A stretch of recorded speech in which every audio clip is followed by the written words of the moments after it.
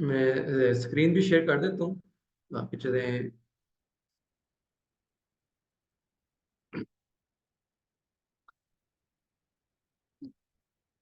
सही है। चलिए, आज का जो हमारा बेसिकली जो टॉपिक है वो ये है कि लीगल डॉक्यूमेंट्स कौन से रिक्वायर्ड होते हैं किसी भी कंपनी के लिए, किसी भी ये जो कहने के बायर या सेलर है उसके लिए, उसके लिए कौन सी लीगैलिटीज हैं और कौन से डॉक्यूमेंटेशन रिक्वायर्ड होती है अगर आप एज एन इंपोर्टर और एज एन एक्सपोर्टर काम करते हैं। अगर आप एज एन एजेंट काम कर रहे हैं तो ऑब्वियसली उसमें आपको अपनी कंपनी नहीं चाहिए। अगर हो तो उसमें भी आपको यही डॉक्यूमेंटेशन चाहिए होगी, फिर डिपेंडिंग ऑन के आप किस तरह से कमीशन बेस पे काम कर रहे हैं। लेकिन अभी हमारे पेश नज़र ये है कि बीइंग एन इंपोर्टर और बीइंग एन एक्सपोर्टर हमें कौन सी डॉक्यूमेंट्स रिक्वायर्ड होती हैं। अच्छा, इसको हमने गो थ्रू तो हमने किया हुआ है। जो प्रोसीजर है उसको तो हमने गो थ्रू किया हुआ है कि एक्सपोर्ट होती क्या है, एक्सपोर्ट में कौन से प्रोसेस इन्वॉल्व होते हैं। तो उसको तो आज हम यहाँ पे डिस्कस नहीं करेंगे कि उसमें शिपिंग है, कस्टम क्लियरेंस है, उसमें वेयर हाउसिंग है, लॉजिस्टिक होती है, लोकल और इंटरनेशनल लॉजिस्टिक आ जाती है। तो कस्टम क्लियरेंस होती है दोनों साइड्स के ऊपर। जो बायर है या जो सेलर है, अगर हम सेलर है तो हमने यहाँ से कस्टम क्लियरेंस करवा के देनी होती है। और अगर कोई बायर है एशिया के अंदर जो हमारे से इंपोर्ट कर रहा है, उसको उसने फिर वहाँ पे क्लियरेंस करनी होती है, तो उसके लिए हमें डॉक्यूमेंटेशन रिक्वायर्ड होती है। लेकिन आज जो हम फोकस करेंगे वो ये कि डॉक्यूमेंट्स कौन से साथ में लगाने होते हैं जिससे हमारा जो ये प्रोसेस है, ये सारे प्रोसेस में आसानी हो जाए और उन सारे प्रोसेस को हम लीगली हैंडल भी कर लें, क्योंकि डॉक्यूमेंटेशन इंतहाई जरूरी है। ये हमें पता है, जर्मनी में रहते हुए भी, वैसे भी ग्लोबली हम जो भी काम करते हैं उसकी डॉक्यूमेंटेशन रिक्वायर्ड होती है। तो बेसिकली किसी भी काम के लिए, इंपोर्ट एक्सपोर्ट के किसी भी काम के लिए हमें एक कंपनी लेटर हेड चाहिए होता है, जो कि हमारा इंट्रोडक्शन, सॉर्ट ऑफ इंट्रोडक्शन होता है कि हम किसी भी कंपनी को कोई खत लिखें या हम उनको कोई अपनी कोटेशन भेजें या हम उनको कोई ऑफर सेंड करें, तो वो हमारे लेटर हेड के ऊपर जानी चाहिए, जिससे हमारा इम्पैक्ट प्रोफेशनल क्रिएट होता है। उसके अलावा फिर जब हमारी डील क्लोज हो जाती है तो हम परफॉर्मा इनवाइस और इनवाइस दोनों ही जनरेट करते हैं। इनमें क्या फ़र्क है इसको भी अभी हम गो थ्रू करेंगे, लेकिन ये दोनों ही हमें जनरेट करनी पड़ती हैं। फिर तीसरे नंबर पर आ जाता है कि जब हम ऑर्डर को एग्जीक्यूट कर देते हैं या उसकी लोडिंग हो जाती है मटेरियल की, या शिपिंग हो जाती है, या बाय एयर वो आ जाता है, तो हमें अपने जो बायर हैं या जो हमारे क्लाइंट्स होते हैं उनसे या तो हमने पैकिंग लिस्ट लेनी होती है या हमने उनको देनी होती है। अगर हम बाय कर रहे हैं तो जो हमारा सेलर है वो हमें पैकिंग लिस्ट देगा। अगर हम किसी को सेल कर रहे हैं तो बीइंग अ सेलर हमें पैकिंग लिस्ट या वेइंग स्लिप जो है देनी होती है। तो इसी तरह जो हमें चौथी चीज रिक्वायर्ड है कि एक हमारी स्टैंप होनी चाहिए, जो कि हम अपने डॉक्यूमेंट्स के ऊपर स्टैम्प करके उन चीज़ों को लीगलाइज करते थे। मतलब लीगलाइजेशन तो उसकी वैसे भी हो जाती है जब हम कंपनी नेम से किसी चीज़ को इशू कर देते हैं, लेकिन स्टैम्प से यह कि थोड़ा सा इम्पैक्ट और अच्छा हो जाता है कि हमारी पूरी तैयारी है। तो ये चार चीज़ें बेसिकली हमें रिक्वायर्ड होती हैं अपने इस कारोबारी सफ़र को आगाज़ करने के लिए। इसमें जो कि लेटर हेड के ऊपर हमें कौन सी चीज़ें लिखवानी पड़ती हैं उनको वन बाय वन हम देखते हैं कि कौन सी चीज़ें इंपॉर्टेंट है जिनका होना ज़रूरी है। तो लेटर हेड जैसे मैंने पहले बताया कि ये हमारा सॉर्ट ऑफ इंट्रोडक्शन होता है किसी भी कंपनी को। जब हम ऑफर भेजते हैं, किसी को कोटेशन सेंड करते हैं, किसी से कोई चीज़ इंक्वायरी करते हैं और हम उसको बाय पोस्ट सेंड करते हैं या पीडीएफ फाइल के तौर पर सेंड करते हैं, तो हमारे पास लेटर हेड की सूरत में एक लीगल डॉक्यूमेंट होना बड़ा ज़रूरी है। इस लेटर हेड के ऊपर क्या होता है कि हमारा कंपनी नेम लिखा जाता है, हमारा बिजनेस लोगो होता है अगर कोई है तो। लास्ट में ये बिजनेस लोगो हो तो अच्छी बात है, ना हो तो कोई इतना इशू नहीं है। हमारा company name, company address and contact information आ जाती है, जैसे कि फोन, फैक्स नंबर या ईमेल आईडी। और कंपनी वेबसाइट हो तो ये बहुत अच्छी बात है। और इसके अलावा अगर हमारी चैम्बर पर रजिस्ट्रेशन हुई हुई है और हम किसी भी बिजनेस ऑर्गेनाइजेशन का हिस्सा है तो हम इसको उसके ऊपर मेंशन कर सकते हैं। ठीक। तो ये बेसिक रिक्वायरमेंट्स हैं हमारे कम लेटर हेड के लिए। ठीक है, इसको मैं थोड़ा सा आपके साथ मैं शो करवा भी देता हूँ कि मैंने इसको किस किस तरीके से बनाया हुआ है।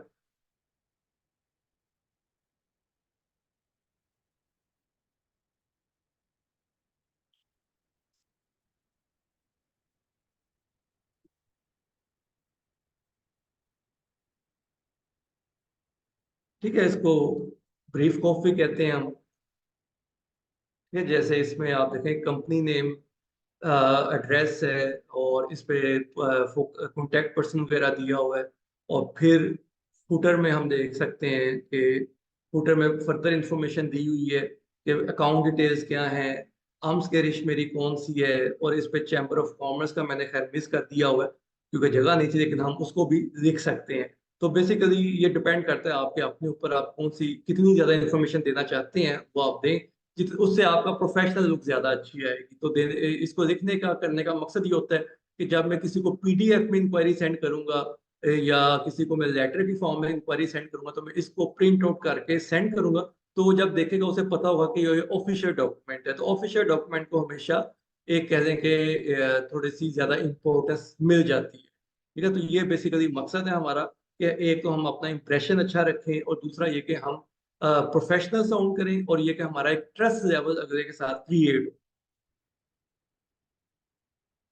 फिर आ जाता है हमारी परफॉर्मा इनवॉइस। अच्छा, परफॉर्मा इनवॉइस बेसिकली हम क्यों बनाते हैं कि जैसे ही मेरी कोई डील होती है, मतलब मैं कहता हूँ कि मैंने किसी से मटेरियल बाय किया है, तो मैं उसको अपना परचेज ऑर्डर भी सेंड कर सकता हूँ। नॉर्मली हम करते भी हैं और कई दफा नहीं भी करते, ये डिपेंड करता है जो मेरा बायर है उसकी क्या डिमांड है। जैसे मैं जर्मनी से कोई मटेरियल बाय करता हूँ तो वो मुझसे नहीं मांगते। क्यों? क्यों? वो मुझे अपना परफॉर्मा इनवॉइस इशू कर देते हैं। अपना परफॉर्मेंस वाइज क्या होता है कि एक एग्रीमेंट, सॉर्ट ऑफ एग्रीमेंट हो जाता है, जिसके ऊपर के हम अपनी टर्म्स ऑफ सेल मेंशन कर देते हैं, और उसके ऊपर हम इनवाइस, एक प्री इनवाइस होती है जिसको हम जनरेट कर सकते हैं।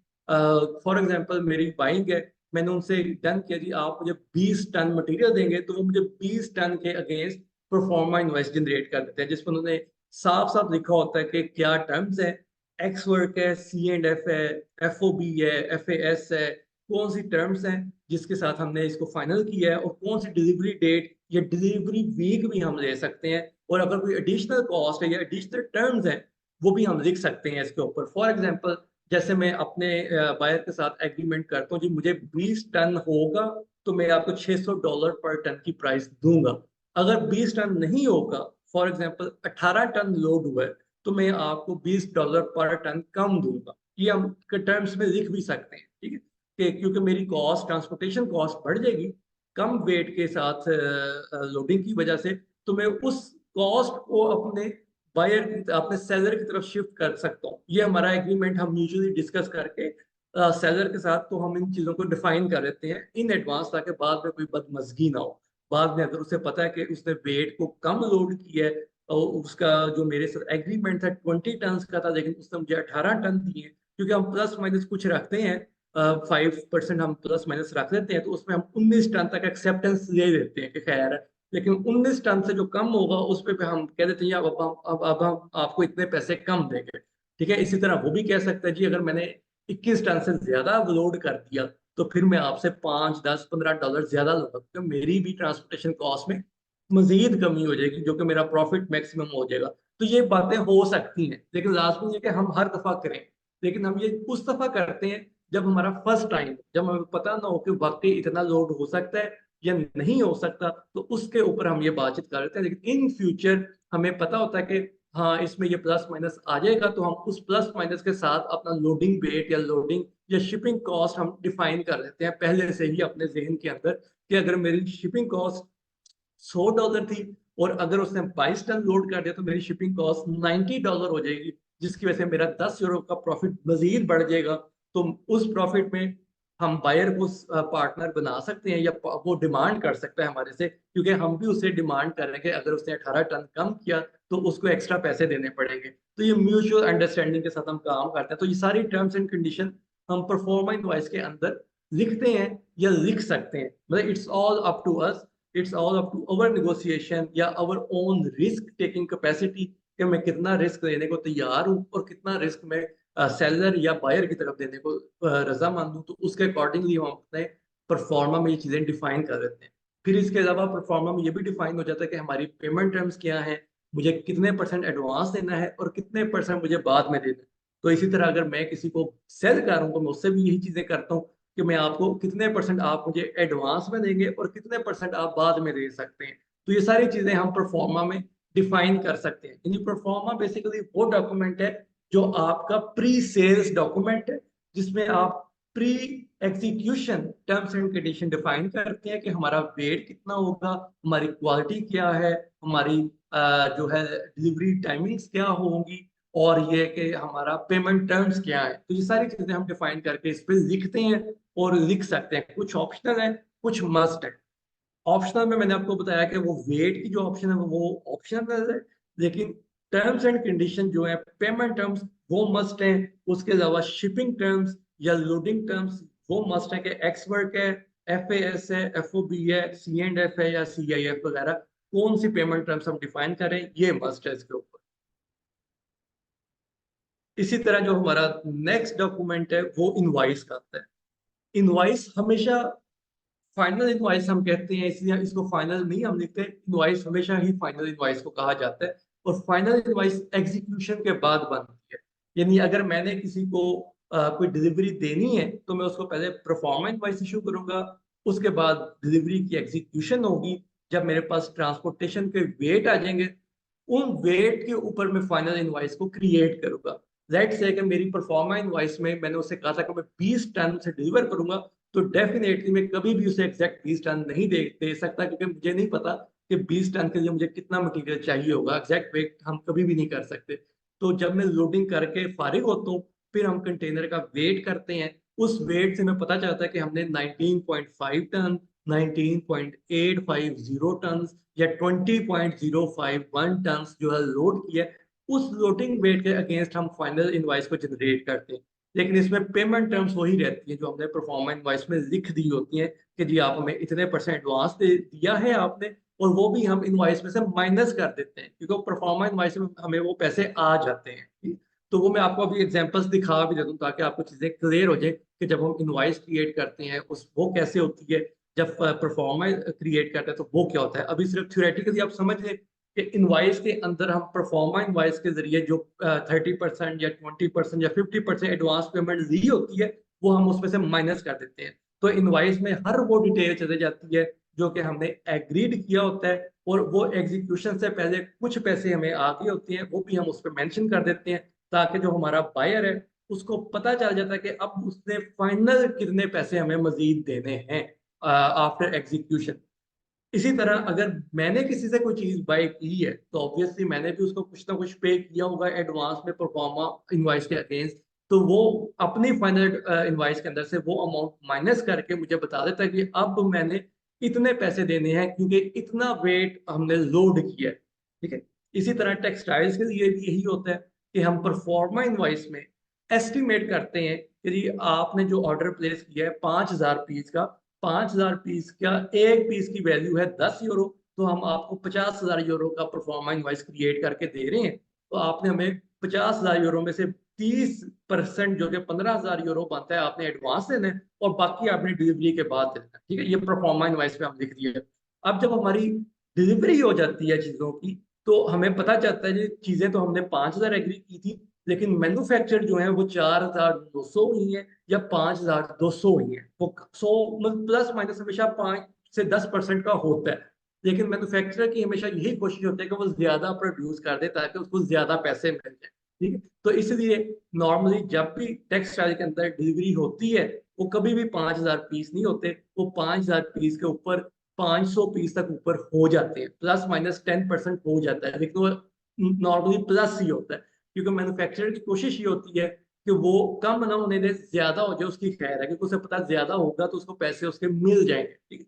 तो जो बायर है उसको भी आइडिया होता है कि ये हमारा प्लस माइनस 10% हो सकता है क्वांटिटीज के अंदर, और ऑन एवरेज हमारा प्लस ही होता है। ठीक है। तो ये चीजें हमने निगोशिएट भी करनी होती हैं जी, हमारा प्लस माइनस 10% हो सकता है, क्योंकि कपड़ा जब आप बनाते हैं, आप कभी भी एग्जैक्टली 5,000 पीसेस का कपड़ा नहीं बना सकते। आपको हमेशा कुछ ना कुछ प्लस रखना पड़ता है।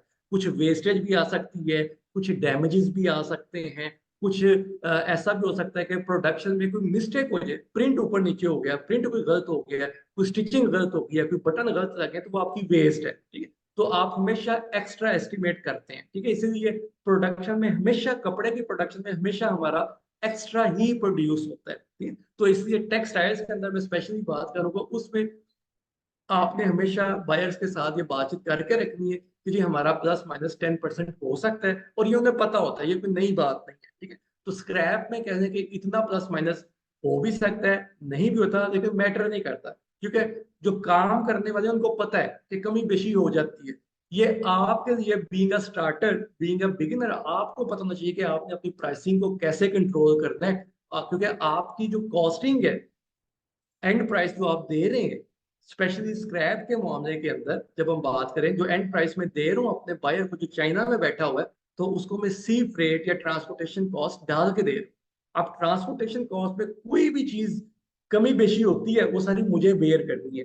इसलिए अगर मैं बेयर कर सकता हूँ, मैं रिस्क ले सकता हूँ, क्योंकि मुझे पता है कि ये मटेरियल या इस सप्लायर का मटेरियल हमेशा 20% लोड हो जाता है या 19 हो जाएगा, तो मैं कैलकुलेशन में 19 के साथ कैलकुलेट कर दूँ इन एडवांस, ठीक है, ताकि कोई प्रॉब्लम ना आए। तो ये आपकी कॉस्टिंग पर डिपेंड करता है कि आपने कितनी एग्जैक्ट कॉस्टिंग की है, या आपने उसको प्लस माइनस के साथ लीवरेज रखा है, कोई ना कोई अपने लिए कोई मार्जिन रखा है, ताकि कल को अगर कोई कम लोडिंग होती है, वेट की कम लोडिंग होती है, तो आप बायर के साथ जाके आपको फड्डा ना करें, आप कोई इशू ना क्रिएट करें, बल्कि आपने इन एडवांस उसके लिए कैलकुलेशन की हो, ठीक है। तो मेरी कोशिश यही होती है कि मैं इन एडवांस, अगर मेरा बायर कहता है कि 20 टन में लोड करूंगा, तो मैं 18 टन के साथ ट्रांसपोर्टेशन कॉस्ट को कैलकुलेट करता हूँ, ताकि मेरे लिए कुछ सेफर पॉइंट हो, मेरे लिए थोड़ा सा मार्जिन हो, ठीक है। लेकिन अगर प्राइस मार्जिन मेरे लिए बिल्कुल नहीं निकलता 18 टन के साथ, और सप्लायर कहता है जी मैं तो ये इस प्राइस से नीचे आ ही नहीं सकता, तो फिर मुझे 20 टन के साथ कैलकुलेशन करनी पड़ती है। और उस केस में मैं देखता हूँ कि अगर 20 टन के साथ थोड़ी सी भी वेट का शॉर्टेज होती है, तो फिर मैं सप्लायर को बता देता हूँ कि जी मैं आपको आपकी प्राइस दे रहा हूँ, लेकिन फिर मुझे वेट मेरा चाहिए, 20 टन चाहिए। अगर 20 टन से कम होगा, तो फिर मैं आपसे वो पैसे लूंगा, फिर वो आपके ऊपर जिम्मेदारी आएगी। तो बायर इस चीज को एक्सेप्ट भी कर लेते हैं। उन्हें भी पता होता है कि अगर वो अपनी मर्जी की प्राइस ले रहे हैं, तो उन्हें किसी ना किसी चीज की तो गारंटी देनी है, क्वालिटी की गारंटी तो है ही है, लेकिन फिर वेट की गारंटी भी वो देते हैं कि ठीक है, अगर 20 टन नहीं होगा, तो हम आपको इतने पैसे एक्स्ट्रा दे देंगे। वो हमारी इन एडवांस फिर हम उससे कंफर्मेशन दे देते हैं। तो ये चीज है, प्री परफॉर्मा इनवाइस और इनवाइस का ये फर्क है, ठीक है। मैं आपको ये दिखा भी देता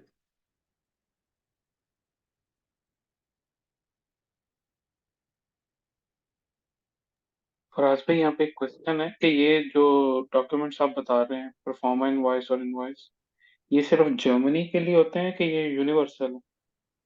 नहीं नहीं, ये यूनिवर्सल है, ठीक है। ये यूनिवर्सल है, ग्लोबली ये चलते हैं, ठीक है। अच्छा, अब जैसे ये एक परफॉर्मा इनवाइस है, जो कि आप देख रहे हैं कि इस पे 5 कंटेनर यानी 100 टन का मेरा एस्टिमेट था, और 100 टन के अगेंस्ट मैंने इसको चार्ज किया है। और इस पे हमने डिलीवरी कॉस्ट लिख दी, डिलीवरी टर्म्स लिख दी है, HS कोड लिख दिए हैं, डिलीवरी पोर्ट लिख दी है, डेट ऑफ लोडिंग, चूंकि मुझे इस पे एग्जैक्ट पता चल गई थी कि डेट ऑफ लोडिंग क्या होगी, तो मैंने इसको डेट ऑफ लोडिंग एग्जैक्ट दे दी। फिर पेमेंट टर्म्स हमने डिफाइन की हुई है कि 30% advance and rest within 40 days, 14 days after bear draft to our account. फिर हम इस पे उमदर्ज फराज को भाई, फ्राई। आपकी वो इनवॉइस शो नहीं हो ओके रही। ओके, एक मिनट में दोबारा शेयर कर।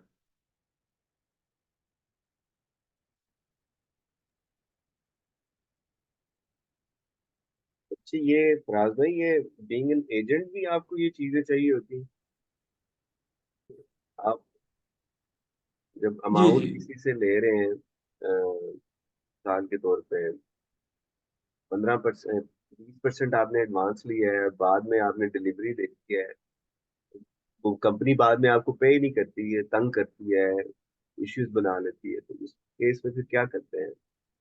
जी जी, इसीलिए फिर यही होता है कि ट्रस्ट वर्दीनेस चेक करनी पड़ती है। जो मैं कह रहा हूँ कि मैं कस्टमर्स के पास हमें जाना पड़ता है, देखना पड़ता है कि वो रियली एग्जिस्ट करते हैं, स्पेशली जब हम यूरोप से एक्सपोर्ट करते हैं चाइना में, मलेशिया में या थाईलैंड में, तो उस सूरत में बड़ा क्रिटिकल हो जाती है ये बात। तो इसी वजह से जो हमने शुरू में बात की थी कि हम कंपनी की डॉक्यूमेंटेशन चेक करते हैं, क्योंकि वही उसका प्रूफ होता है कि ये कितने अच्छे हैं। तो इसकी वेबसाइट है, इनकी अपनी, अगर हम जा सकते हैं तो जाना चाहिए, फिर हमें देखना चाहिए, क्योंकि जिनके साथ हम काम कर रहे हैं उनका, उनके बारे में हर इंफॉर्मेशन या मैक्सिमम इंफॉर्मेशन देना ये हमारी जिम्मेदारी है।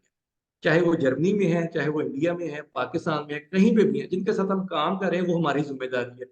और अगर हम समझते हैं कि ठीक है मैं डॉक्यूमेंट्स की बेस के ऊपर इस पे ट्रस्ट कर सकता हूँ, तो ये भी हमारी अपनी चॉइस है, हम कर भी सकते हैं। मैंने भी किया है कई दफा, और कभी अल्लाह का शुक्र है हुआ कुछ नहीं, ऊंच नीच नहीं हुई, क्योंकि जो जो कंपनी आपको एडवांस पेमेंट दे रही है उस कंपनी का जाहिर बात है उसने भी आपको चेक किया हुआ है। कोई आपको भी ऐसे एडवांस पेमेंट नहीं दे देगा कि आपने सिर्फ परफॉर्मेंस इनवॉइस दे दिया और उसने आपको 15,000 यूरो भेज दिए, तो ऐसा होगा भी नहीं। ठीक है, वो भी आपकी ट्रस्ट वर्दीनेस चेक करता है। जिसने आपको एडवांस दे दिया है तो जाहिर बात है उसमें ये भी कैपेसिटी है कि वो आपको बाकी पैसे भी दे। हाँ, ये जरूर है कि कभी कभार अप एंड डाउन आ जाता है। कई दफा हमारे साथ स्क्रैप है, बहुत ज्यादा कंपनीज के साथ होता है कि जी कंटेनर पहुंच गया, मलेशिया पहुंच गया या थाईलैंड पहुंच गया, और कंपनी अब उसको क्लियरेंस नहीं करवा रही, वो कहते हैं मेरे पास पैसे नहीं है अब। तो कई दफा शिपिंग एजेंट हमें कॉन्टेक्ट करते हैं, जी हमारे पास ये कंटेनर वहां पे पहुंचा हुआ है, अगर आपको चाहिए तो हम आपको दे देते हैं। वो इसी सूरत में होता है कि जो उनका एक्चुअल क्लाइंट था वो उस वक्त पे नहीं कर रहा, तो जाहिर बात है उसमें एक परेशानी बनती है, लेकिन उसके हल मौजूद है। शिपिंग शिपिंग लाइन्स ही आपको कोई ना कोई हल दे देती है। और बाकी ये है कि फिर अगर आपको कहीं वहां पे जाना पड़ता है, जाके आप लोकली किसी को भी सेल करके उस आफत से जान छुड़वा सकते हैं। तो लेकिन ये कि अप एंड डाउन आते हैं, आ सकते हैं और आ भी जाते हैं। ठीक है, तो इसीलिए इंपोर्ट एक्सपोर्ट का बिजनेस थोड़ा रिस्की है। हमें बहुत सारी चीज़ों के लिए मेंटली तैयार रहना पड़ता है। लेकिन ये होता है कि एक ट्रांजैक्शन आपकी जिसके साथ अच्छी हो जाती है, उसके साथ उम्मीद यही होती है कि लॉन्ग रन में वो अच्छा चलेगा। लेकिन जाहिर बात है कि किसी के साथ भी अच्छा बुरा वक्त आते हैं, हमें पता नहीं चलता। कई बंदे जेन्युइन होते हैं, लेकिन नुकसान ऐसा हो जाता है वक्ती तौर पर कि वो फौरी पे ही नहीं कर सकते। ठीक है, तो उस सिचुएशन में फिर हमें कोई ना कोई जाके सोल्यूशन देखना पड़ता है, ऑन द स्पॉट जाके देखना पड़ता है।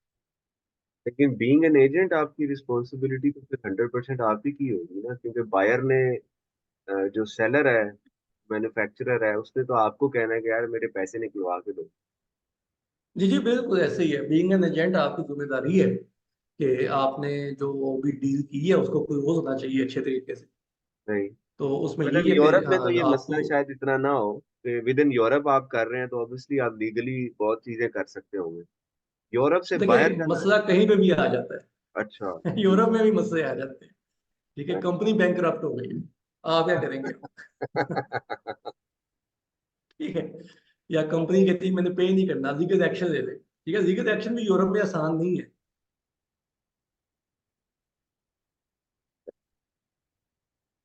तो बहरहाल ये तो रिस्क बिजनेस में हमेशा होता है। तो इसीलिए अपने जो शुरू के हमारी जो इन्वेस्टिगेशन होती है बड़ी जरूरी होती है। अच्छा, फिर हम आ जाते हैं कि पैकिंग लिस्ट या वेइंग स्लिप में हम क्या डिटेल देंगे। तो packing list is needed if the goods are sold in cartons, pallets और in any countable packing as per piece. जैसे टेक्सटाइल में हम पर पीस काउंट कर सकते हैं, तो उसमें पर कार्टन हम देख सकते हैं कितने पीसीज आए हैं, पर पैलेट कितने कार्टन्स पड़े हुए हैं, एक कंटेनर के अंदर कितने पैलेट्स हैं। तो ये सारी डिटेल हमें पैकिंग लिस्ट की सूरत में या तो देनी पड़ती है या हमें देनी पड़ती है। ठीक है, एज पर ओवर रोल के हम उसमें सेलर हैं या बायर हैं या किस सेंट पे खड़े हैं। तो जो पर पीस चीजें बिकती हैं उस पर पैकिंग सिस्टम में चाहिए होती है। और जो पर वेट, जैसे स्क्रैप है तो स्क्रैप पर किलोग्राम बल्कि पर टन ही नॉर्मली बिकता है। तो इस पे हम कंटेनर का वेट करते हैं। प्री लोडिंग वेट होता है और पोस्ट लोडिंग वेट होता है, तो उस पे हम फिर उसको माइनस करके देख लेते हैं कि कितना हमारा कंटेनर के अंदर माल जो है लोड हुआ है। तो उसके फिर जिस भी वेइंग स्केल के ऊपर वो वेट होता है उसका, वहां से हमें एक कंप्यूटराइज जो है वेट स्लिप इशू की जाती है। ठीक है, जो कि मैनिपुलेट नहीं होती फिर। तो वो कंप्यूटराइज होती है, ये सारी दुनिया में ऐसा है, इवन पाकिस्तान में भी कंप्यूटराइज कांटे आपने पढ़ा होगा, कंप्यूटराइज कांटा मौजूद है। तो वो कंप्यूटराइज कांटा जो होता है वो वेइंग स्केल होता है, कंप्यूटराइज वेइंग स्केल होता है बड़े पैमाने पे, जिसमें पूरा कंटेनर या पूरा ट्रक भी खड़ा होकर उसकी हम वेट कर सकते हैं। ठीक, तो उस पे यही होता है कि जो मटेरियल हमने लोड करना है उसको हम खाली कंटेनर से पहले लोड करते हैं, खाली कंटेनर का, फिर कंटेनर को भर के लोड करते हैं, तो हमें नेट वेट पता चलता है कि इसका कितना है। ठीक है, तो ये हमें दो डॉक्यूमेंट चाहिए होते हैं, या तो पैकिंग लिस्ट की सूरत में या वेइंग स्लिप की सूरत में हमारे लिए वो सफिशिएंट होता है। अच्छा, इसके अलावा अब हम देखते हैं कि हमें किस प्रोसेस के लिए कौन सा डॉक्यूमेंट चाहिए। ठीक है, जैसे जनरली तो हम कह सकते हैं कि तमाम बिजनेसेस के लिए जो इंपोर्ट एक्सपोर्ट से रिलेटेड है हमें परफॉर्मेंस वाइज चाहिए।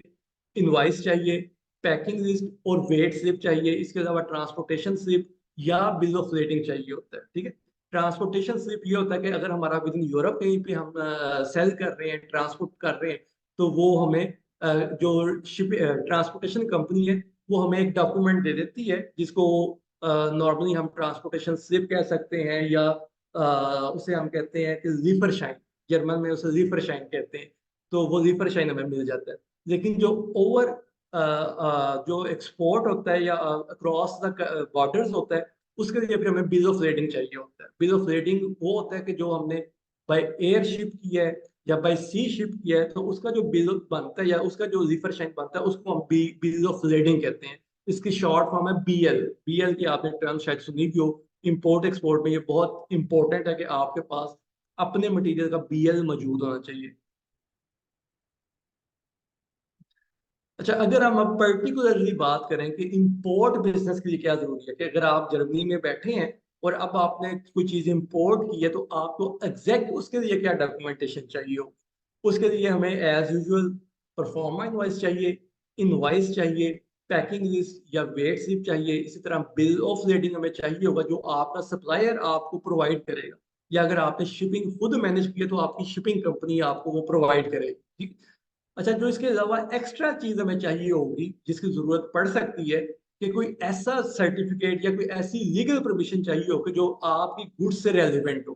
ठीक है, जैसे टेक्सटाइल्स के अंदर हम बात करते हैं, तो उसके अंदर जीन्स के अंदर हमें कई दफा जो कंपनीज हैं वो मांग लेती हैं, जी आपके पास सस्टेनेबिलिटी का कोई डॉक्यूमेंट हो कि आप इन्वायरमेंट फ्रेंडली तरीके से जीन्स प्रोड्यूस कर रहे हैं, टेक्सटाइल्स प्रोड्यूस कर रहे हैं। वो लीगल वो कंपनी आपसे मांग सकती है। और कस्टम्स वाले आपसे क्या मांगेंगे, जैसे टेक्सटाइल्स के अंदर पाकिस्तान को जीएस प्लस स्टेटस मिला हुआ है, कि जिसके अंदर पाकिस्तानी जो टेक्सटाइल्स हैं वो जीरो कस्टम ड्यूटी के साथ एक्सपोर्ट हो रही हैं यूरोप के अंदर। ठीक है, तो उसके ऊपर आप कोई कस्टम ड्यूटी नहीं देंगे। लेकिन उसके लिए आपको एक रेक्स नंबर चाहिए, जो आपका एक्सपोर्टर आपको प्रोवाइड करेगा।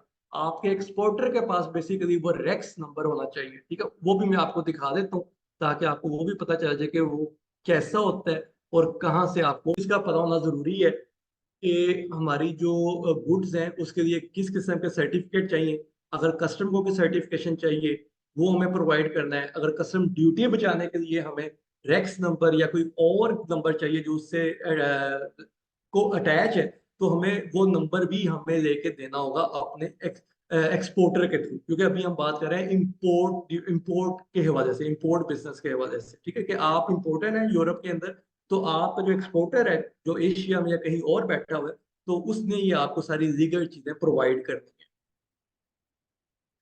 अच्छा, फिर हम बात करते हैं कि अगर अब आप एज एन एक्सपोर्टर एक्ट कर रहे हैं और आप चीजें एशिया में या कहीं और किसी और कंट्री में चीजें सेल कर रहे हैं आउटसाइड यूरोप, फिर आपको क्या चाहिए होगा।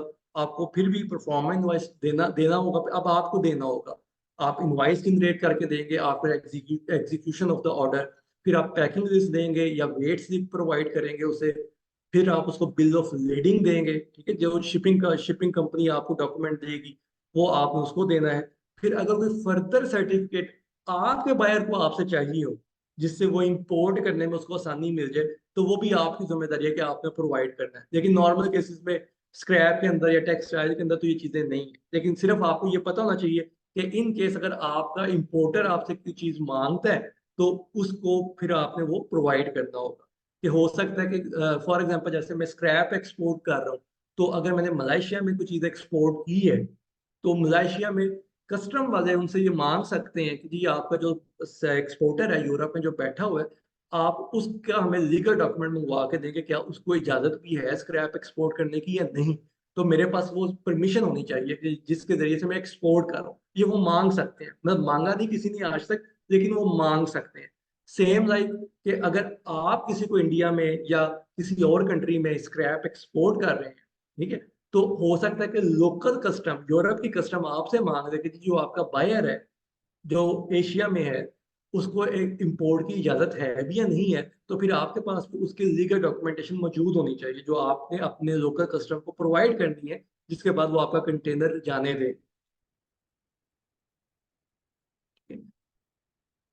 अच्छा, ये फिर हमने पहले डिस्कस किया हुआ था कि प्रोसेस ऑफ इंपोर्ट होता क्या है, कि इसमें हम गुड्स जो है ईयू से बाहर से हम गुड्स बाय करते हैं, उनको हम ट्रांसपोर्टेशन करवाते हैं, कस्टम क्लियरेंस हमने करवानी होती है बीइंग एन इंपोर्टर। उसके लिए हमें EORI नंबर चाहिए, वैट चाहिए और इनवाइस चाहिए होगी उसके लिए, ठीक है।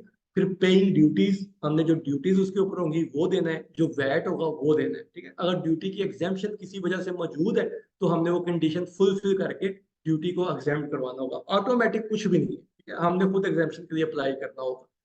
फिर हमने इसको ट्रांसपोर्टेशन करवानी है अपने वेयर हाउस के जानब के, क्योंकि हम जो गुड्स आती हैं उनको हम पोर्ट में नहीं छोड़ सकते किसी भी लंबे अरसे के लिए, क्योंकि वो बहुत कॉस्टली हो जाता है। तो ये हमें ये एडवांस में चीजें मैनेज करके रखनी होती हैं कि जैसे ही गुड्स आए हम उसकी क्लियरेंस के प्रोसेस को अप्लाई कर दें। बल्कि जो अच्छे शिपिंग एजेंट है या कस्टम एजेंट है वो एडवांस में अप्लाई कर देते हैं, ताकि जैसे ही गुड्स आए तो हमें वो पे ऑर्डर जनरेट करवा दें कि हमने कितना वैट देना है, कितनी ड्यूटीज देनी है, और हम उन ड्यूटीज को एज सुन एज पॉसिबल पे करके अपनी गुड्स को रिलीज करवा दें। और रिलीज करवा के हमने उसको जहां भी डिलीवर करना है, हमने अपने वेयर हाउस में डिलीवरी देनी है, हमने अपने एंड सेलर के पास डिलीवरी देनी है, Amazon के ऊपर डिलीवरी देनी है, हम इसको वहां से फौरन वहां पे शिप करवा दें या ट्रांसपोर्टेशन उसकी करवा दें। ये बड़ा जरूरी है, अदरवाइज हमारी कॉस्ट बढ़ती जाएगी जितने जितनी ये वहां पे पोर्ट के ऊपर पड़ा रहेगा। इसी तरह जब हम एक्सपोर्ट करते हैं उसका भी प्रोसेस इसी तरह का ही है कि हमने गुड्स को आउटसाइड यूरोप में सेल किया, उसके लिए हमें अपनी कंपनी को रजिस्ट्रेशन करवानी है, ताकि हम उसके जो सारे डॉक्यूमेंटेशन है वो पूरे करें, जिसमें कस्टम रजिस्ट्रेशन भी चाहिए हमें, फिर भी EORI नंबर चाहिए, वैट चाहिए, और कस्टम क्लियरेंस करवाने के लिए, क्योंकि अभी हमने एडवांस में अप्लाई करना होता है कस्टम क्लियरेंस के लिए, तो एग्जीक्यूशन से पहले फिर हम परफॉर्मा इनवॉइस जनरेट करके अपने कस्टम एजेंट को दे देते हैं, ताकि वो एडवांस में हमारा जो गुड्स है या कंटेनर है उसकी कस्टम रजिस्ट्रेशन करवा दें। और जैसे ही हमारी एग्जीक्यूशन हो जाएगी, अगर कस्टम वाले हमारे से फाइनल इनवॉइस मांगते हैं तो हम उसको एज पर लोडेड गुड्स या एज पर लोडेड वेट जो है उसको हम अपनी इनवॉइस जनरेट करके भी दे दें। लेकिन अक्सर मैंने ये देखा कि मोर देन 99% केसेस में परफॉर्मा इनवॉइस के बाद कस्टमर वालों ने कभी कुछ नहीं मांगा, सिवाय चंद केसेस के, ठीक। तो उस पर हम क्या करते हैं कि हम उनको वो चीजें प्रोवाइड करते हैं जो उन्हें चाहिए। तो मोस्टली वो हमारे से परफॉर्मा इनवॉइस ही मांगते हैं कि आप बताएं कि एग्जैक्ट क्या वेट आपने शिफ्ट किया। तो इसी तरह मैनेजिंग ट्रांसपोर्टेशन ऑफ गुड्स, ये भी हमारी जिम्मेदारी है कि हमने उसको मैनेज करना है, ताकि हमारा जो पूरा सप्लाई चेन प्रोसेस है वो बगैर किसी हर्डल के थॉरो हो जाए। क्योंकि जहां पे हमारी सप्लाई चेन ब्रेक करेगी वहां पे हमारे ऊपर एक्स्ट्रा कॉस्ट पड़नी शुरू हो जाएगी। तो ये बड़ा जरूरी है कि हम एंड टू एंड, कि मेरे जो में जो एंड है, अगर मैंने एक्स वर्क बाय किया है तो मैंने यार्ड से उठाना है, अपने सेल सप्लायर से उठाना है, और अपने कस्टमर को उसकी पोर्ट के ऊपर, चाहे वो कराची पोर्ट है, पोर्ट मुंद्रा इंडिया की है, या लम्शबंग पोर्ट थाईलैंड की है, या पोर्ट कलंग मलेशिया की है, मैंने उसको वहां तक की पूरी सप्लाई चेन को मैनेज करके रखना है। तो ये बेसिकली मैं अपने शिपिंग एजेंट से मैनेज करवाता हूँ। मैं एक ही शिपिंग एजेंट को कहता हूँ, ये आपने ये सारा मुझे मैनेज करके देना है। मैं मल्टीपल शिपिंग एजेंट्स को नहीं डालता। उसकी वजह ये होती है कि खुदा ना खास्ता किसी वजह से अगर लोकल ट्रांसपोर्टेशन में कोई प्रॉब्लम आ गया है, तो क्योंकि मैं एक ही शिपिंग एजेंट को इन्वॉल्व किया हुआ है, तो ये उसकी फिर जिम्मेदारी बन जाती है कि वो इस चीज को जो है अकोमोडेट करे, ठीक है। अगर मेरा कोई शिप मिस हो गया तो वो फिर मुझे अकोमोडेट करेगा, क्योंकि शिप रोज नहीं जाते, शिप कई दफा हफ्ते हफ्ते के बाद जा रहे होते हैं। तो अब मुझे जो स्टोरेज कॉस्ट पड़नी है, तो वो मेरा शिपिंग एजेंट उसके लिए मेक श्योर करेगा कि मुझे शिपिंग स्टोरेज कॉस्ट ना पड़े। लेकिन यही चीज अगर मैं दो शिपिंग एजेंट से करवा रहा हूँ या ट्रांसपोर्ट वालों कंपनियों से करवा रहा हूँ, कि एक लोकल मैनेज कर रही है और एक सी शिपिंग मैनेज कर रही है, तो उसमें केस में क्या होगा कि अगर मेरा लोकल वाला किसी भी वजह से, अपनी गलती ना भी हो उसकी, लेकिन किसी भी वजह से उसमें डिले आ गया और मेरा वेसल जो है शिप मिस हो गया, तो मुझे अगली कंपनी मुझे अकोमोडेट नहीं करेगी, क्योंकि उनको वो कॉस्ट पड़ेगी। और इसमें चूंकि मेरे शिपिंग एजेंट मल्टीपल है, तो वो एक दूसरे के ऊपर डालेंगे। अल्टीमेटली डरना मेरे ऊपर है, ठीक है, क्योंकि फिर हमें बार बार उससे फाइट करनी पड़ेगी और इतनी फाइट हम कर नहीं सकते। तो उसको अवॉइड करने का एक ही तरीका है कि एक शिपिंग एजेंट ने जो कि आपकी पूरी सप्लाई चेन को मैनेज कर रहा हो, ताकि आपका जो रिस्क है वो मिनिमाइज हो जाए, ठीक है। तो ये बेसिकली हमारा आज का टॉपिक था। कि जिसपे हमने मेजरली चीजें देखी हैं कि हमारी डॉक्यूमेंटेशन कैसे होगी और हमने प्रोसेसेस को कैसे प्री प्लान करके चलना है। तो इस वजह से आपके जहन में कोई क्वेश्चन हो या जनरल कोई क्वेश्चन हो तो वो फिर हम अब कर सकते हैं।